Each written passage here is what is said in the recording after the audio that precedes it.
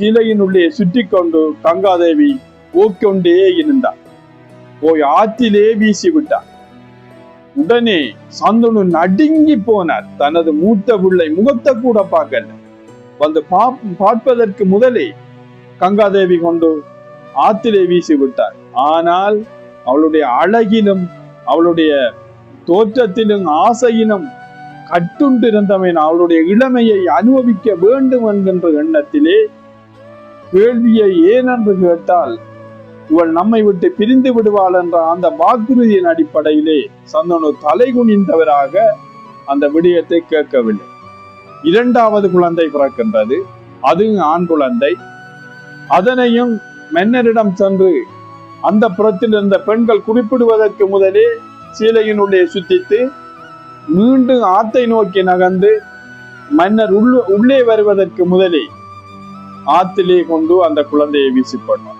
இவ்வாறு 3, 4, 5, 6, 7 குழந்தைகளையும் பிறக்கும் போதே மன்னன் முகத்தை பார்க்கும் போதே பார்ப்பதற்கு வருவதற்கு முன்பதாகவே ஆற்றிலே கொண்டு எறிந்து விட்டார்.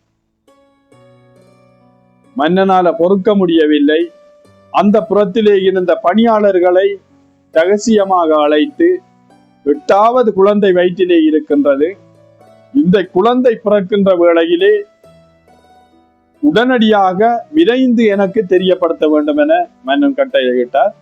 அந்த கட்டளைக்கு இணங்க அந்த 8வது குழந்தை பிறக்க போகின்றது. பிறந்ததும் உடனடியாக மன்னரிடம் ஓடி வந்து குழந்தை பிறந்து விட்டது என்று சொன்னதும்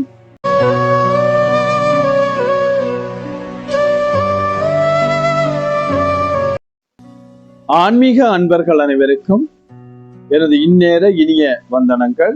எங்களுடைய KT சிவம்பிளக் என்கின்ற வலைத்தளம் ஊடாக நாங்கள் தொடர்ச்சியாக மகாபாரதத்தினை எங்களை நல்வழிப்படுத்தக்கூடிய கிருஷ்ண பரமாத்மாவால் நிகழ்த்தப்பட்ட தர்ம கதையினை நாங்கள் தொடர்ச்சியாக வழங்கி வருகின்றோம்.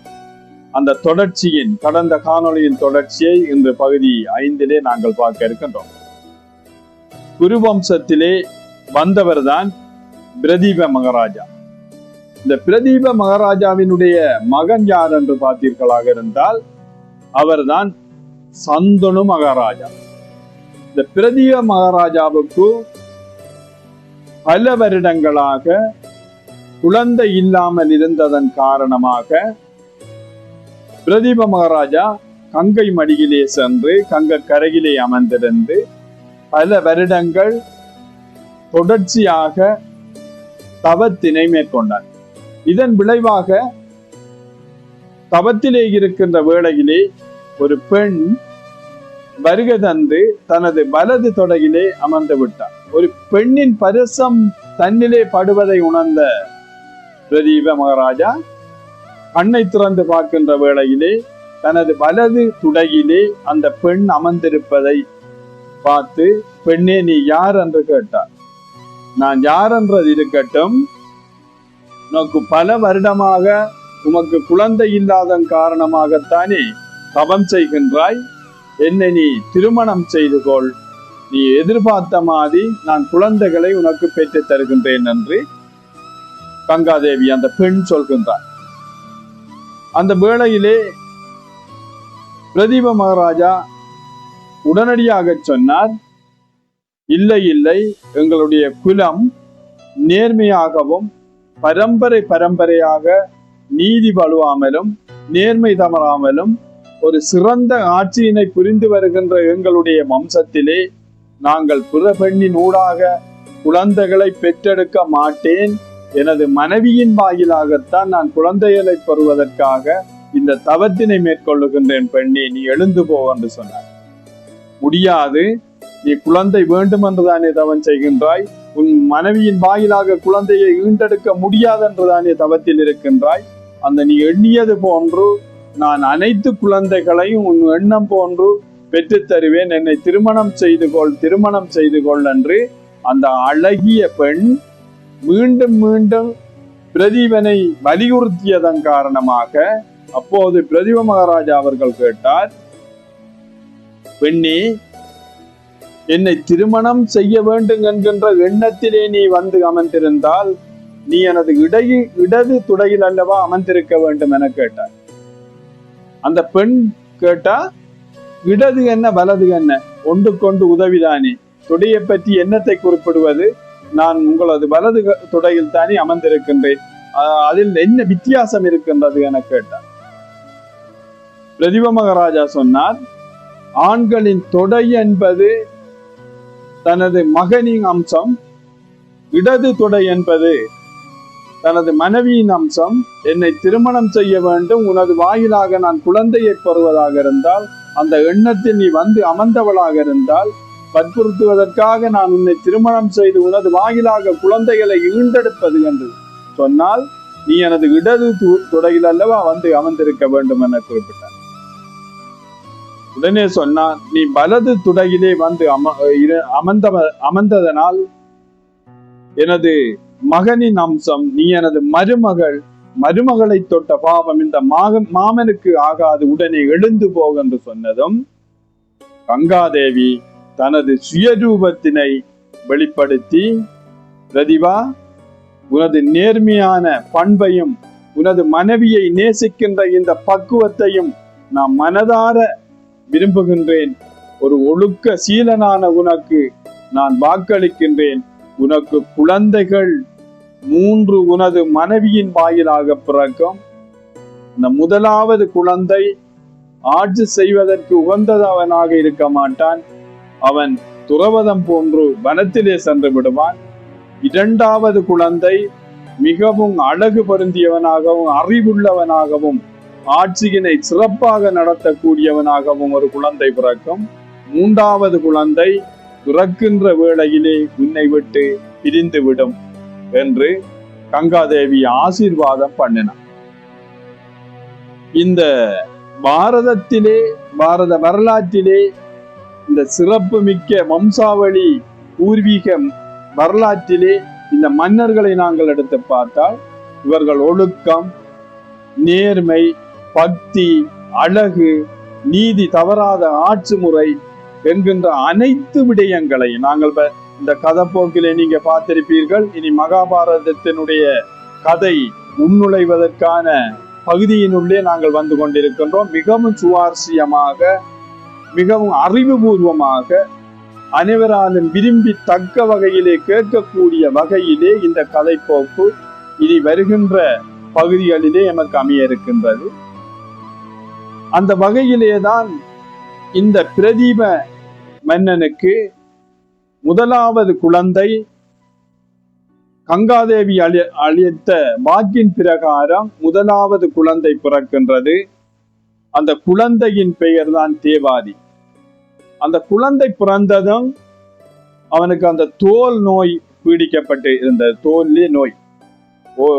2வது பிள்ளை கங்காதேவி வாக்களித்ததன் பிரகாரம் அழகிலையும் அறிவிலையும் ஞானத்திலையும் சிறந்து விளங்கக்கூடிய ஒரு வீரனாக பிறந்தான். ஆனால் சந்தனு மகாராஜா. 3வது பிள்ளை பிறக்கும் போதே இறந்து விட்டது, தன்னை விட்டு பிரிந்து விட்டது அந்த வாக்கின்படி.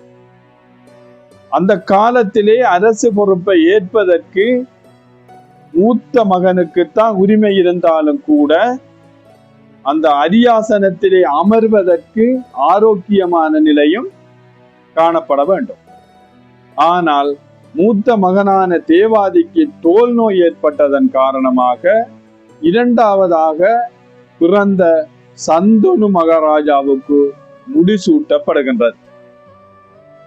குறுகிய காலம் அந்த நாட்டிலே இருந்த தேவாதி தனது தம்பியினுடைய ஆட்சியிலே அண்ணனாக வெளியில் இருந்து ஒரு நோயாளியாக நீடிப்பதை விட துறவரத்திலே தவத்தை மேற்கொள்வோம் என கங்காதேவி கூறியது போன்று வனத்திலே சென்று விட்டார். 3வது பிள்ளையும் பிறந்தொடனே பிரிந்து விட்டது. இந்த சந்தனு மகாராஜா ஒரு சிறப்பான ஆட்சியினை இந்த பாரத மண்ணிலே நிகழ்த்திய ஒருவர். வேட்டையாடி விட்டு ஓர் தினத்திலே அந்த கங்கை கரையிலே வந்து நிற்கின்றார். தென்றல் தன்னை தாளாற்றுகின்றது. நீரும் களைப்பாக இருக்கின்றது, நீர் அருந்த வேண்டும் என்ற நினைத்து கொண்டு அந்த தண்ணி விடாக்கின்ற டைமிலே அந்த இளம் குளுமையான தென்றல் தன்னுள் புகுவதை, அந்த நீரை ஆற்றங்கரையிலே நின்று பார்த்து கொண்டிருக்கின்ற வேளையிலே ஒரு அழகிய பெண் தன் முன்னாலே வருவதை அவதானித்தார். அப்போதுதான் சந்துரு மகாராஜா திகைத்து போனார். விழிகளை மூடி மூடி முழித்து பார்த்தார். வருவது பெண் தானாக என்று. அவ்வளவு அழகு, விவரிக்க முடியாத அளவு, தன் கண்ணே நம்ப முடியாத அளவு ஒரு அழகிய பெண் அங்கு வருவதை பார்த்தவுடனே அவர் உடனே நினைத்தாரா, இது தேவலோகம் அங்கே இருக்குமோ, நாகலோகம் அங்கே இருக்குமோ, இல்லை பூமாதேவியாக இருப்பாவோ, கலைமகளோ அலைமகளோ திருமகளோ யாராக இருக்கும்.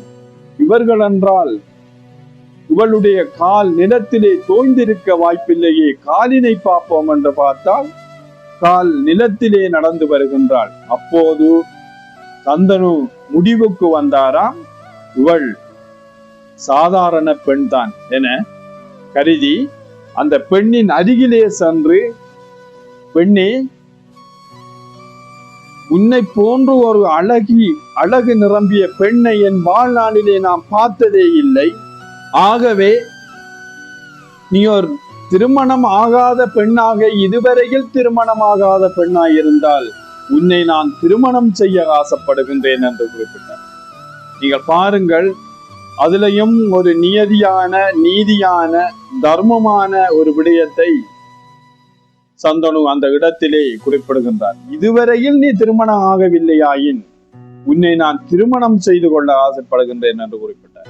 இப்போதென்றால் அவ்வாறு நான் குறிப்பிட்டது போன்ற ஒரு அழகிய பெண்ணை கண்டால் அவள் திருமணம் ஆகியிருந்தாலும் பரவாயில்லை என பின்னால் சென்று அவளை நான் உன்னை திருமணம் செய்ய போகின்றேன் என்று உடனே குறிப்பிட்டு விடுவார்கள்.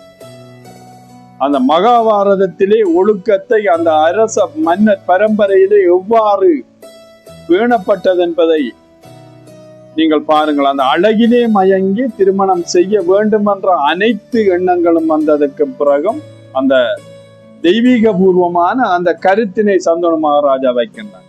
அப்போது கங்காதேவி சொன்னா, இல்லை இல்லை, என்னை ஒரு தரம் திருமணம் செய்து கொள்ள முடியாது என்று. ஏன், என்ன நடந்தது, ஏன் உன்னை திருமணம் செய்ய முடியாது? நீதானே திருமணம் ஆகவில்லையே, அப்படியானால் என்னை திருமணம் செய்து கொள்ள வேண்டியதுதானே என சந்தனு மகாராஜா சொன்னார். எனது பூர்வீகம் என்ன என்பதை நீங்கள் கேட்கக்கூடாது. நான் உங்களை திருமணம் செய்வதாக இருந்தால் உங்களுடைய உடல் நடுங்கக்கூடிய செயலை நான் செய்தால் கூட, என்னை யார் என்று நீங்கள் எப்போது கேட்டாலோ, என் செயலை நீங்கள் எப்போது நிறுத்தினாலோ நான் உங்களை விட்டு பிரிந்து விடுவேன் என்றார். அந்த அழகிலே மயங்கி இருந்த சந்தனுவுக்கு உடனே சொன்னார், பெண்ணே, என்ற உயிரின் நீ, என்ற உடலின் நீ, என்ற அரசின் நீ, அனைத்து செல்வங்களும் நீயே. நீ இந்த வார்த்தையை, உன்னை ஒருபோதும் நான் ஒரு வார்த்தை கூட நான் கேட்க மாட்டேன் என்று சொன்னான்.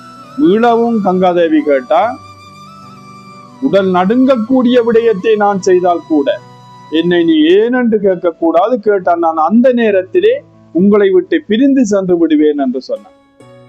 சரி என்று சொல்லி அக்கினியை சாட்சி வைத்து திருமணம் செய்து முதலாவதாக சந்தோஷமான முறையிலே ஓர் ஆண் குழந்தை பிறக்கின்றது.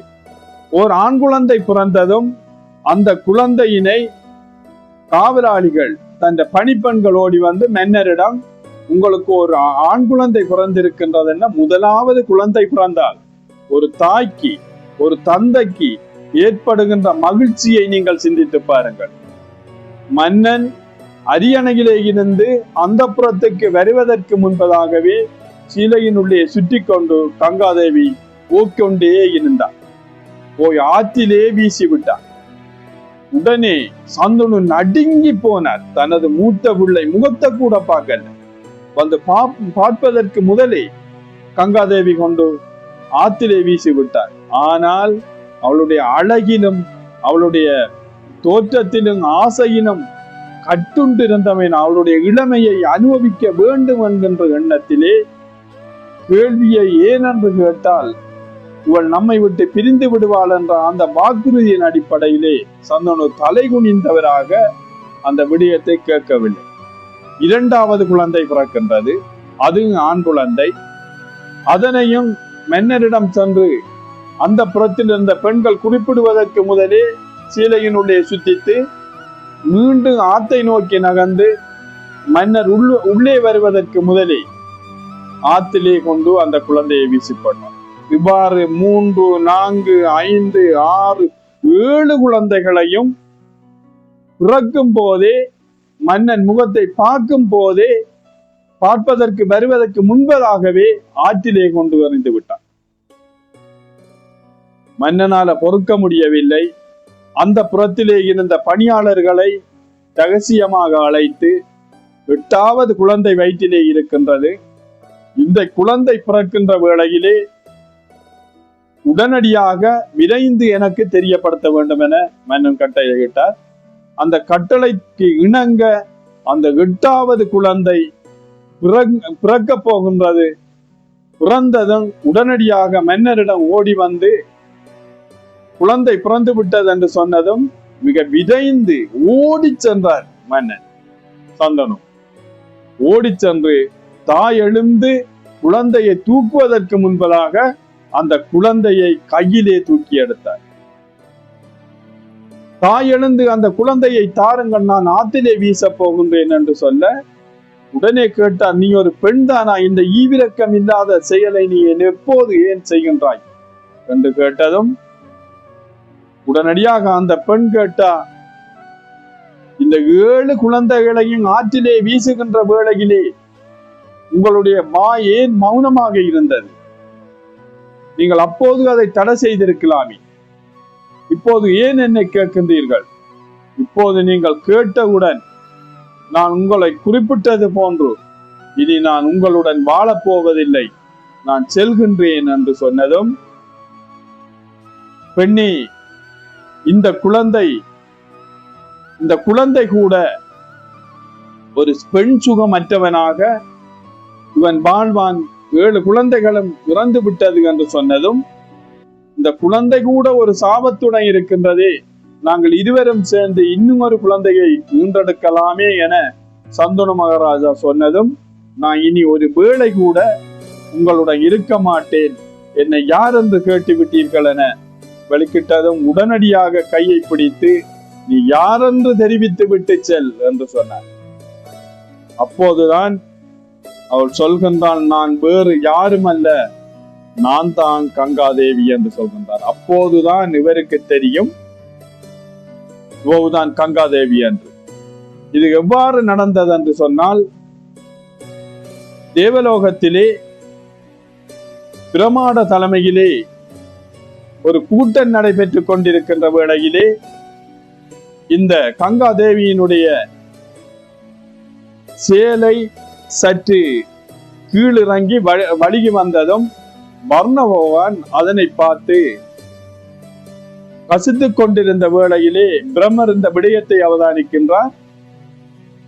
வர்ணம் பார்க்கின்றான் என்பதை தெரிந்தும் தனது சேலையை சரி செய்யாமல் அவன் அழகை ரசிப்பதை இந்த கங்காதேவியின் ஆசையுடன் இருந்தது போன்ற ஒரு செயற்பாட்டை அந்த ஒன்று கூடலிலே பிரம்மதேவன் அவதானிக்கின்றார். ஏனையவர்கள் அனைவரும் தலையை குறிகின்ற வேளையிலும் வர்ண பகவான் மட்டும் அவளுடைய அழகை ரசித்தவனாக இருந்ததனால் உடனடியாக பிரம்மா குறிப்பிட்டார், இனி மேல் இந்த தேவலோகத்திலே உங்களுக்கு வேலை இல்லை, நீங்கள் இருவரும் இணைந்து மண்ணுலகிலே பிறந்து லௌகிக வாழ்க்கையை அனுபவித்து மீண்டும் வந்து சேருங்கள் என பிரம்மா அளித்த சாபத்தினாலே இந்த இருவரும் மண்ணுலகிலே இழிந்து வந்து பிறந்தார்கள் என நாங்கள் பார்க்கின்றோம். இதனுடைய தொடர்ச்சியினை நாங்கள் அடுத்து வரும் காணொளியிலே தொடர்ச்சியாக உங்களுக்கு வழங்க இருக்கின்றோம்.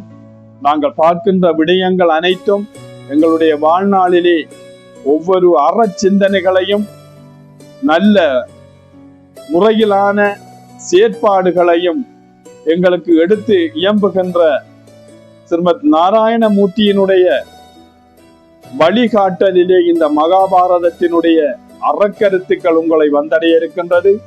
தொடர்ச்சியாக இந்த காணொளியை முழுமையாக பாருங்கள்.